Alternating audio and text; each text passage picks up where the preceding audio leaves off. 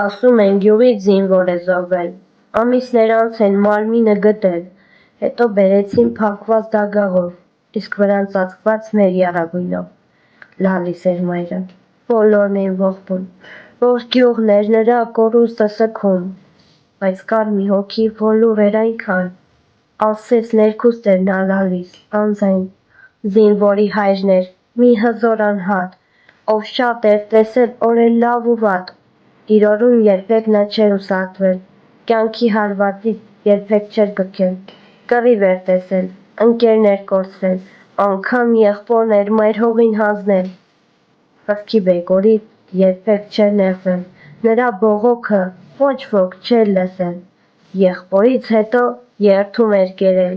ինչ էլ որ լինի, երբեք չլացել, սակայն կար մի դեպք, որ չդիմացավ, երբ ավագ որդին լույս աշխարհ եկավ,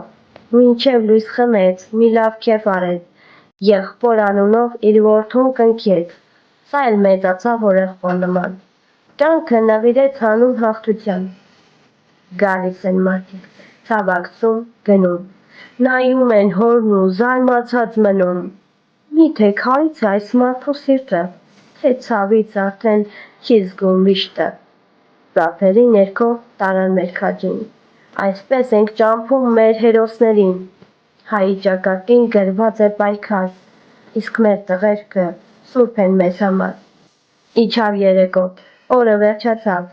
մութն իր քովի տակ ամեն ինչ առավ, և իրար բարի գիշեր մաղթելով, մարդիկ գնացին իրենց տներով, իսկ առավոտյան երբ արևն ելավ, հայրիկին տանը ոչ ոք չտեսավ, փնտրեցին նրան, սակայն չգտան, քայլելով հասան մինչև գերեզման, տեսան փարվել է որդու շիրիմին, և հենց այդ դիրքով ավանդել հոգին, մի հզոր մարդ էլ գնաց աշխարհից, նա մահացել էր սրտի կաթվածից։